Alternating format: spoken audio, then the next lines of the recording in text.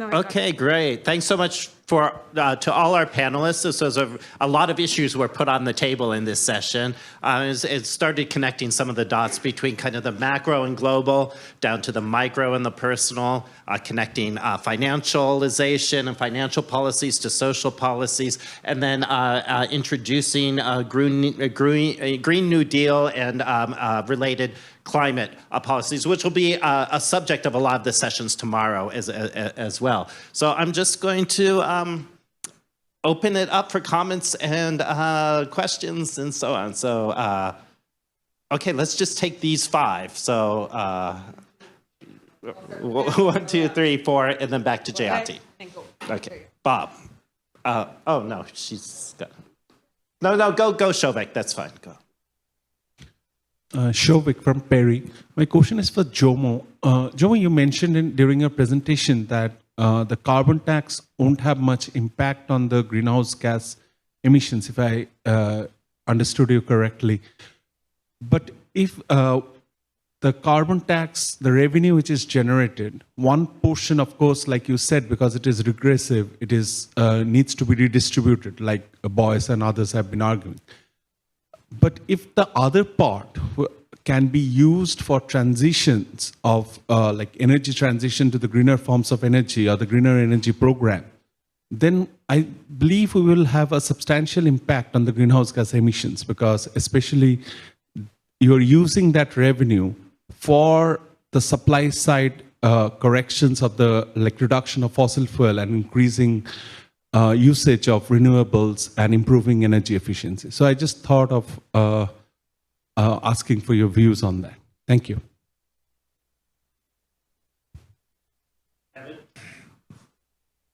Hey, another terrific panel. Thanks to all 4 of them. My question is for Andres, but it's great to see both Jomo and Andres. And Jomo, thank you for evoking Frank Ackerman. Obviously, if he was with us, he'd be with us here today and right in the middle of this conversation for sure. Andres, I couldn't agree with you more that SDR rechanneling is dead, and perhaps the last nail in the coffin will be on May 10th. There's a IMF vote on the extent to which they will permit the use of SDRs to be rechanneled to multilateral development banks and held as equity in what they're calling hybrid capital. I wonder what you think about that kind of rechanneling. And to segue into my question about the rule, even though there's a 70% vote in favor of the SDR rechanneling for MDBs, because of the countries that are going to vote against it, it seems like they won't let it go. And what does that say about the governance of the IMF? Who made the decision to switch from asset to liability within the fund? Is that like a basement decision, or was that, is that a management thing, or was it a board decision? I asked that from a governance perspective as well. As if it's just some guy in the basement, let's go flip them upside down, or how did that, it seems like a small but super important decision. How did that get made? You said when, but I don't know how. Thank you. My question goes to Zodzi and Margarita. You both highlighted the connection between labor market and women vulnerability. I don't know, in the case of Brazil, I don't know how widespread it is, but I know that some companies, they don't hire anymore when people are overly indebted. If your name, nome sujo, right? If you're indebted, they don't hire you. So you keep women in this loop that they cannot overcome the problem, right? So what would be, from the feminism perspective, the policy agenda? So is a job guarantee the way to go? So what lessons can you draw to make, women less vulnerable to this neoliberal debt prospect? Yeah, thank you.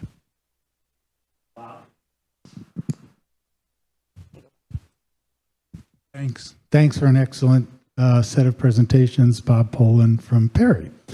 I'd like to ask to both Andreas and Jomo. First, Andreas, I was really interested in the figures you had in terms of the availability of unused SDRs and the extent to which they might be used. And you scaled, your references were to lower or eliminate debt held by the IMF in one facility and also the World Bank. It would be great if you could clarify how big those magnitudes are relative to the size of the overall level of indebtedness of the countries that you're referencing. And then secondly, you talked about capital controls, and you referenced Leonce's work with respect to illicit capital flight, and you didn't really explain the nature of the capital controls. What are the ways through which they can be made effective? We just heard earlier today from Matthias with respect to Argentina that he said, well, we have capital controls, they just don't work. I didn't get a chance to ask Matthias why he didn't think they wouldn't work, but I'd like to understand why you think and under what conditions they could work. Jomo. Yeah, I have a lot of concerns with some of your presentation. First of all, you assert that poor countries should be focused on adaptation as opposed to mitigation with respect to climate policies. I don't think that really, I don't think one should be prioritized over the other, even in poor countries. I mean, if you, at present, global emissions are 55% China, US, and the EU, but that still tells us that 45% is the rest of the world. And if we are going to get to zero emissions, that means that you can't have growth in emissions basically anywhere. And so the mitigation project should be seen as a development project. It can be, and we've done a lot of work here around that. So I don't think that one should be prioritized over the other. Of course, concessional finance is critical to making it happen. Now, you're very critical of carbon taxation. Why? I mean, if you have poor carbon taxation, okay, then let's come up with better carbon taxation. You mentioned Jim Boyce's proposals are only about redistribution within a given country. There's no reason why you can't have carbon taxation with revenues distributed globally. I myself have written on this, and others have as well. And you can raise the carbon tax to a point at which you can get serious bite to therefore encourage transition to green investments, renewable investments, and subsidize the investments and redistribute income, especially amid low-income countries. And one proposal that I myself have is just a carbon tax, and every individual on planet Earth gets equal shares. Maybe there's better proposals, but the notion that you can't do carbon taxing, I don't think you supported that. And I don't think it was really a fair characterization of the kind of work that Jim Boyce has pioneered. Thanks. We'll go to Jayati, and then we'll go back to the panel, and then maybe another round of comments and questions. Okay, thanks. I have a couple of more sort of technical questions to Andres. Thank you, Andres. That was a great presentation. So just to try and understand, because a lot of times when you talk about this, then you get pushback from people even finance ministers in developing countries saying that, oh, now because the SDR interest rate is 4.1%, it's high for us, etc. But you seem to suggest that, in fact, it would not be because of the discounting. So my understanding is that it lasts for 20 years. Is that it? That the period of the loan effectively is like 20 years you're paying this interest rate, whatever the prevailing interest rate is of the SDR. Have I got it wrong? Just trying to clarify that. And so what's the basis of your saying that you don't really effectively have to pay an interest? Because that would be a very important argument, including in finance ministries in the developing world, where some people are still very resistant to using SDRs for any kinds of developmental purposes. Just a just a reaction to the carbon tax thing. You know, the thing is, a global carbon tax, there is no appetite in the developing world for anything global with a fund that they all know will be controlled by rich countries, because we have seen too much of what happens to the funds that are controlled by rich countries. And there are about 17 of them in operation now. I mean, there's so many being put up as well globally. Global Social Protection Fund, global, you name it, that there are all these funds, okay? There's the pandemic fund, there's this, there's that, there's the RST of the IMF, and we know what happens with these, which is that, you know, basically there is not equal redistribution. There, I mean, in principle, sure, but you know, there would be a different planet with everybody equally being treated as a human being. So, you know, that's not,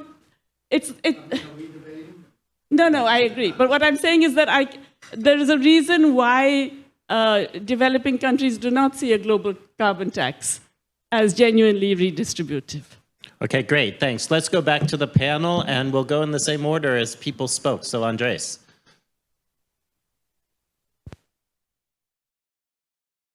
The questions. So just start with Jayati. What I meant is that with an exaggerated rate of 5%, so it could even go up a little more. If you use the SDRs, so then you would use up 100% of your allocation, and then you have to pay an interest rate of 5% of whatever you used every year. So it's, if you used 100 SDRs, you would have to pay 5 SDRs every year. So it would take 20 years before you actually start getting into the principle of what you used, right? So it's equivalent to getting free financing for 20 years. That's what I meant by using the SDRs at an exaggerated rate of 5%. You don't actually have to pay back the principal. And if the rate goes lower, if it goes to 3% or 2%, then the time is extended much more because you don't get into the principle of the use of the SDR. So that's just a way of comparing that. Now, the other issue that I mentioned is the fact that even with the new methodology and then in the DSAs, the IMF says, look, if you use your SDRs, sure, you don't have to pay the principal back, but you do have to pay these small interest payments every 3 months, every year, so on. So it is what you have to include in your debt statistics and in your cash flow projections, which is reasonable. The point I'm making is, if you only have to account for the interest rate payment of a so-called perpetual loan, then the way of calculating the present value, the net present value of those interest payments, they have to be discounted by a discount rate, right? And the discount rate now at the IMF is 5%, while the SDR rate is only 4%. So the net present value is in favor of the debtor country because of the discount rate the IMF uses. So whenever I hear these worries by the finance ministers, or even the IMF that even put out a paper saying, oh, don't use the SDRs because the interest rate is high, I find them absolutely ridiculous, because they don't tend to worry about the interest rate being high when it's actual debt, and somehow they are worried when it's the SDR that is not debt. So it makes really no sense, and all it is just pushback to try to avoid countries from using the SDRs. It really makes no sense. It would be a good recommendation if perhaps they said, well, why don't you use 80% of USDRs and then you keep the other 20% so that you can pay the interest rate with that same money, right? But they don't. They just say, oh, no, it's a scary thing. Don't use them, when it's really not reasonable to not use them. You have to use them. I think it's a freebie, and why not? Kevin asked about rechanneling being dead and the May 10th board decision, upcoming board decision at the IMF. I think that's not going to help. And in fact, the issue there is not about the SDRs or not. It's really about how the credit rating agencies are going to consider hybrid instruments, whether they are considered capital or not, right? So it doesn't have to do with the nature of the SDR. It has to do with the hybridity of a basically indefinite or long-term deposit at any institution. And the credit rating agencies and accounting watchdogs and institutions around the world have different criteria as to perhaps they won't consider it tier 1 capital. They may consider that a tier 2 or tier 3 capital and thus give a different coefficient for those calculations. But it has nothing to do with whether it's an SDR or a dollar or a euro. It has to do more with how the hybridity of the instrument is considered given the capital structure of the multilateral development bank. So again, there could be even more. I mean, I'm in favor of countries putting in more money to the regional development banks, but they don't have to be SDRs. They can be dollars, they can be euros, they can be yen, they can be anything. And really, there is no, from the rich countries' perspective, there's really no incentive into putting the SDRs into the regional development banks as long-term deposits that can be considered as hybrid capital, so that they can seek more leverage and so on, because they would have to get a yield of higher than the SDR rate. While with putting euros, anything bigger than 0 is already better for those investors. The other question on the accounting issue, look, I've studied this quite closely because I was at the central bank when they made the change. And it really messes with your mind when even in the monetary and statistics manual, they say that it's considered a capital or equity of the monetary authorities. But now that it's a liability, it really reduces the chances of how a central bank can manage its SDR portfolio or SDR denominated assets portfolio. So it was not a board decision. It was not governors of the IMF deciding that. It's a decision of what's called the Balance of Payments Statistical Committee at the IMF, where of course you have the Fed, the ECB, the Euro system, and a bunch of other rich country central banks that define the standard. I think there's only one developing country represented there in that the Balance of Payments Statistical Committee. Oh, but you should see those reports of the Balance of Payments Statistical Committee. They're the ones that have revealed, that 80% of FDI is phantom FDI. It doesn't really exist there. And the implications of that in terms of FDI discourse, of the bilateral investment treaty discourses, they can tell you all the stories about how portfolio investment is also phantom and fake and not real because it's just a bunch of round tripping and accounting exercises and so on. So everything that has to be covered in terms of the capital account statistics is an issue that conferences like this one should discuss, because the reality of the data of the balance of payments capital accounts are completely fake, even in developed countries with a good statistical system like France. There needs a lot of work to be done in what's called the financial account of the balance of payments of basically of every country in the world, given that the capital flows move in milliseconds or seconds, while statistics are published every quarter with another quarter lag, and in reality, most of that is just round tripping. It's not real, foreign investment or foreign portfolio investment and so on. And the IMF has published a bunch of papers basically confessing to all this with what they now call phantom FDI, where in countries like France, they have concluded that around 500% of a 500% error of calling FDI what's not really FDI. And that has huge implications in terms of the narrative and the discourse of foreign portfolio investment, foreign direct investment, and so on. Likewise, in terms of the international investment position and capital flight, the IMF never talks about this. And part of the reason why is that the statistics that measure all this have very big deficiencies, as I showed in the case of Ghana.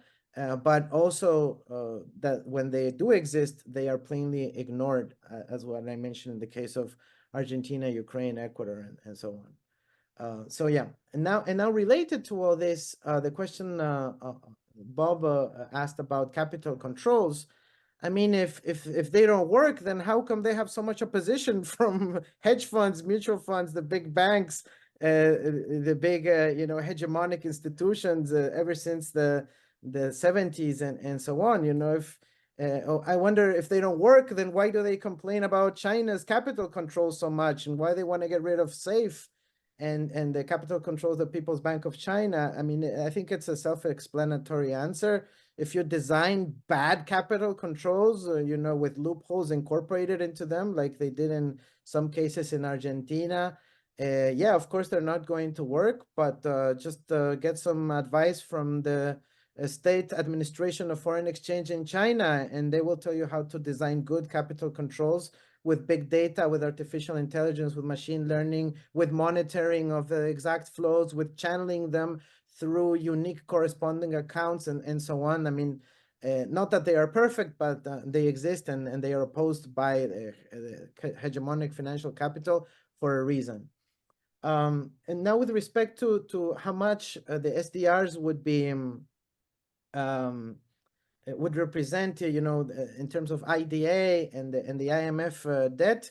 And I of course don't know the number. They may be important for some countries. They may be less important for other countries. But there is a power dimension, and that is that if countries are liberated from IMF programs and hegemonic conditionality-filled programs also at the World Bank, they will have many more degrees of freedom, even to engage with those institutions, but also to engage with other lenders around the world. So I think, of course, the viability of this is probably very low, but the numbers show that it checks, right? So maybe perhaps we're not talking about getting rid of 100% of the entire loan portfolio, but if we're talking about a jubilee, if we're talking about a haircut in where MDBs also participate and where the IMF also participates, then maybe we can get reasonable haircuts of 50 to 60 to 70%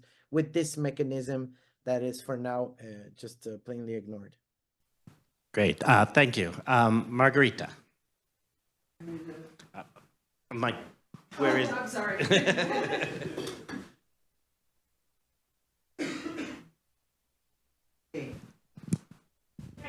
Yeah, it's working. Okay. Thank you, Maria, for the question. I think that in the case of in-depthness of women, in Brazil in particular, what she was saying is that if you have a debt and if you are in a situation of default or near default, you have cancel your social security number.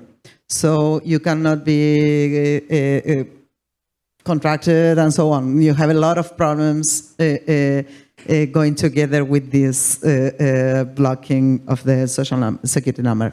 So she was asking about the policies, the policy agenda for from the feminist economic point of view, and so I think that we have a problem, a very like a trap problem. Because in general, the main discussion is, okay, we need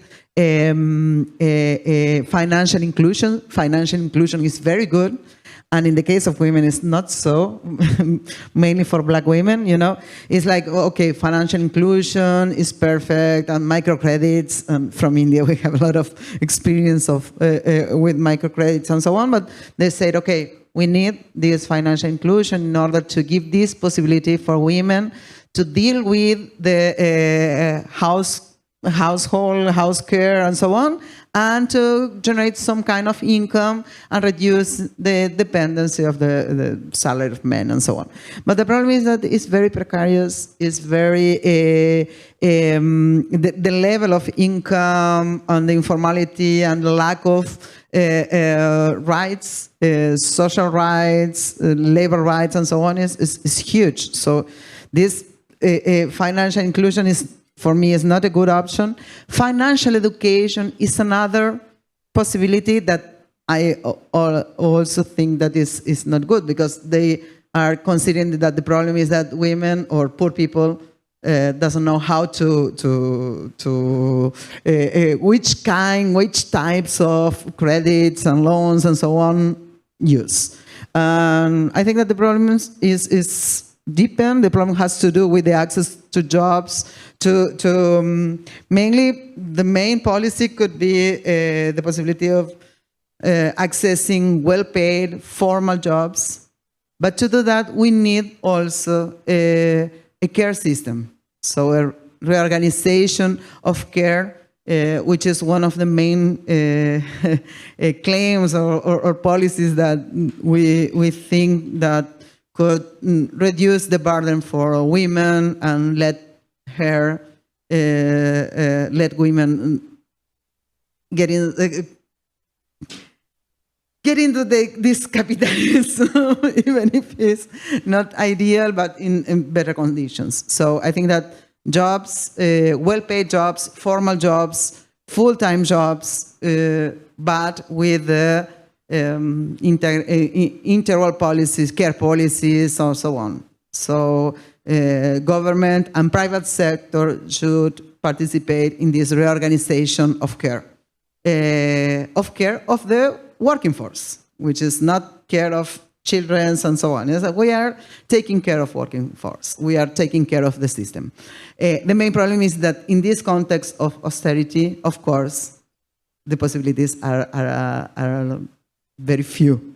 Even if in Latin America, the discussion about the social care system is getting into the governments and so on. So, thank you. Great. Georgie. Thank you very much, and thank you for that question. Before I speak about the question, I also wanted to put a question to Jomo, that why is it that mitigation has proved so difficult to fund, and more difficult to fund than loss and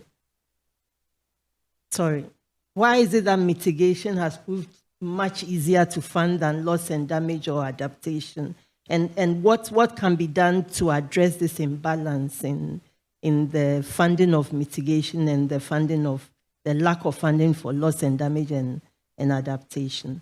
So I think that in terms of what to do, what feminists have been saying should be done about the problem of the care economy and also the social policy deficits is one that the state has to return to responsibility of playing a key role in the restructuring of the social welfare system. The first thing is to amend the conception of family, which underpins all the social policies, because the assumption is that there's a male-headed family, and the woman in the family has responsibility for care, and that the patriarchal bargain means that she cares and the man earns the income. And we know that this is patently false, and that conception has to change in order that we begin to recognize that with different arrangements, care does not have to be the way it is at the moment. A second thing has to do with recognizing the contribution of care work, and most importantly, its cost, because it's assumed that this is costless. Nobody thinks about what care actually costs in human lives, in time, and so on. So recognize these costs plus this contribution, that without this care, the crisis that we are facing would actually be worse. And therefore, to compensate those who take full responsibility for it. And linked with that, to invest more in care infrastructure, because one of the biggest problems we have in Africa is the drudgery and the time that it takes to care. And there's very little infrastructure support for this. Governments have done better with some things, but they've lagged behind some of the basic support that they need to provide to make care easier. And last but not least, to socialize it a bit more. The things that can be done outside the house should be done, because I find it shocking that in a country like Ghana, women still have responsibility for milling maize to cook, something as basic as this. They still have to carry it to the mill. If you go to Zimbabwe, for example, it's nicely packaged, it's in the shops, it can be bought.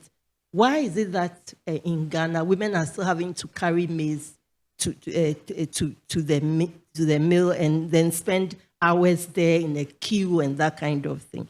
So how to take some of that work out, socialize it, and even pay for it, and link with that the conditions of domestic workers, because the exploitation of domestic workers is another big problem in the crisis of care. And last but not least, reduce the labor market discrimination and the gender pay gap. This is really critical, and basically producing more work in the economy, creating better jobs and so on is key to reducing the labor market discrimination and the gender pay gap, and to need legislation and to also need social security arrangements that the state has to take responsibility for. So, for example, in Ghana, the majority of women are self-employed. They do not have an employer. They don't do maternity leave, for example. They have to continue working through that whole crisis of producing new humans for the economy. So those are some of the recommendations. They are not new. Feminists have been making them for a very long time. Thank you, Joji. And last but not least, we'll return to Jomo. Thank you very much. Firstly, I think Bob Paulin has thoroughly misunderstood what I am trying to argue. I'm not talking about the world we want or the world he wants. I'm talking about the world as it is. And I think that is what we have to deal with. The fact of the matter is that the various schemes which have been proposed and which have been implemented are basically biased fundamentally biased in various different ways, which I have tried to indicate, and which many others, I would argue, should indicate. Now, and certainly I have no disagreement with his proposals, for example, in the book with Chomsky, or with my old friend Jim Boyce. I have great respect for what he wants to say, but I think in Jim's arguments, for example, he is trying to ensure that his proposals, that the whole proposal is politically acceptable in the United States. I fully appreciate that, but by implication, when you redistribute within the United States, it is very unlikely that it's going to be shared internationally. And we know that the track record of the U.S., for example, as far as ODA is concerned, is modest, to say the least. Likewise with climate finance, for international climate finance, and so on. So I think we have to be realistic, and the difference we have is really is fundamentally over that. I think there are other differences, and I'll try to address some of them. Now, it was also suggested, I think the first questioner, whose name I couldn't catch, suggested that carbon tax will be very important to finance all kinds of good things. Let's be very clear. The amount of carbon tax which is currently being collected is actually very, very modest in Europe. Europe has the most developed carbon market in the world. It's the oldest carbon market and by any standards. And because of the huge discounts, firms were given discounts, and then there's underpricing of carbon dioxide, there's underpricing of the other greenhouse gases. The result of all that is bad enough. To add insult to injury, what we find is that, for example, to pursue the Ukraine war, to get support from the European publics for pursuing the Ukraine war, subsidies were given to offset the impact of higher fuel prices due to the actions which were taken during the Ukraine war. And also, for example, in relation to what do you call it, to try to undermine the Russian position as far as the energy market is concerned. So all this basically resulted in the carbon price becoming negative in many countries, okay? And overall, the effective carbon price, the average for the whole world, for the world, or at least the countries which are monitored, went down to $4 per metric ton. Okay, it had started off at $4 in 2012. It had gone up to over $20 and had basically fallen back to $4 because of this. But if you look at quite a number of countries, it actually is negative. Okay, so now a lot of this is actually documented in an article in the New York Times by Peter Coy about 3 months ago. How he comes to the conclusion that the things are basically going in a good direction, I don't know. It defies his own reasoning and his own evidence. But if you leave aside that that's unusual conclusion of his, you will find a great deal of the implications of that discounting. The resources for the future, for example, suggests a carbon price which is more than 40 times the carbon price which is basically operating in the world before the Ukraine war changed these markets. So I think the point I'm trying to make is that we can talk to the cows come home about what would be an ideal carbon tax rate and so on and so forth, but in practice this is the effect of what is happening. Now, what do you do with that, with the revenues? Under the European proposals right now, it is left to governments. It is left to governments how to spend it. They do not even need to spend it on anything relating to climate. They can spend it on something else, okay, including warfare. Okay, so I think it's very important for us to recognize that the current proposals are not progressive. They are regressive and fundamentally problematic for all kinds of reasons. But even if you have correct pricing of carbon markets, you would have the resistance from corporate and other interests, which you can expect.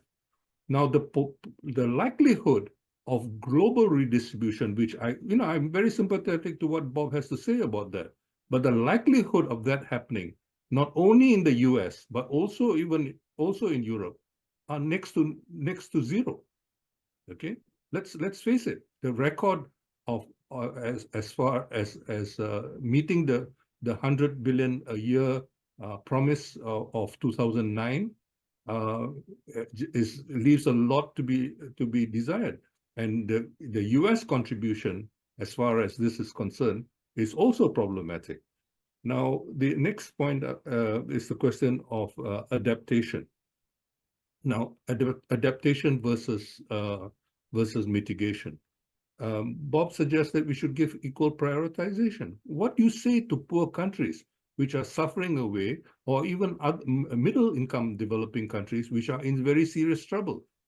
Pakistan, for example, had floods covering 70% of Pakistan, not once but twice within a decade. Okay, this was first described, the first time it happened, this was described as once in a century events or once in a lifetime events and so on. It's happened twice, okay, within a decade. So what do you say about that?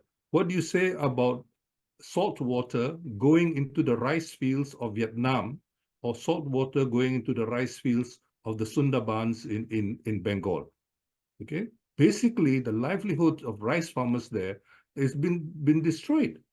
So, it's all very well for us to say, let's postpone, give equal weight to adaptation and so on and so forth. And the costs of finance, of course, are extremely onerous. So I think it is very understandable that developing countries choose to give priority to adaptation in a resource-constrained situation where the availability of concessional finance is so constrained, and it is hugely problematic. The other point I think about China is very interesting. China's carbon market has only just kicked into operation, okay? But China is paying well over, China's carbon price is well over, let me see, it's either 4 times or 5 times the world average for 2022, okay? It's mainly because they don't go around subsidizing the very things they're taxing, and so the result of it, I think, and then you have a perverse situation, where the world, led by the U.S. and West, put a lot of pressure on China about a decade and a half ago to do more on climate. And they started doing more on climate in anticipation of the Copenhagen COP. At the Copenhagen COP, a deal was struck by President Obama together with some others, and basically that was the end of any meaningful COP outcome. China was not invited to those meetings. India was not invited to those meetings. It was basically a deal among Western countries. So that was the end of any meaningful outcome. Obama's team members gave the excuse that, well, he cannot do this during his first term, and once he gets re-elected, he'll do it in the second term. What did we get in Paris? In Paris, we got an agreement, which is more than we got in Copenhagen, but an agreement which is essentially voluntary, completely different from the Kyoto Protocol, and an agreement which basically does not embrace the basic principle of common but differentiated responsibilities. I think this is really quite fundamental, and so I think instead of demonizing China for subsidizing the production of photovoltaic solar panels, for subsidizing the production of batteries, for subsidizing the production of EVs. In fact, it no longer subsidizes them, but admittedly it did subsidize them at the outset. Instead of demonizing China for that, the world should be actually enjoying taking advantage of the fact that you have cheaper items. Instead, Miss Yellen basically tells them you've got overcapacity. Stop doing it. I think we have a very perverse world, and we have to deal with the perversion of this world. The final point which was raised was on climate financing. Let me see. On climate, yes, Georgie raised the question of climate financing. Why is there money for mitigation, but much less money for the rest? Well, it's basically the way it operates is that the countries which actually provide the funds earmark, and they earmark it primarily for mitigation. So there's very little concessional financing for adaptation, when adaptation is the most urgent need, and often it's a matter of survival, a fundamental, and you can't tell countries, oh, postpone survival and do much more on mitigation. If you take care of the adaptation needs, then obviously they'll be happy to do much more on mitigation. This goes without saying. So I think it is very important for us to think very seriously about the devil often is in the details, and Martin Wolf, for example, in an article late last year, basically showed that finance, even commercial finance, is no longer available to the poorest countries. Capital has been flowing out since 2022 from the developing countries as the Fed raised interest rates. So we have to deal with this real world rather than the world we would like, or the world which some of us might like, And this, I think, is the big challenge which we have going into the conference tomorrow. Thank you very much. Thank you. So we're well past the time No, we are. Sorry, Jayanti. We're about 25 minutes past the time we're supposed to end. So I'm just going to close this session formally right now. I'm sure Margarita and Joji are willing to talk to people either up here or downstairs. Thanks once again to Andres and Jomo joining us on Zoom. So.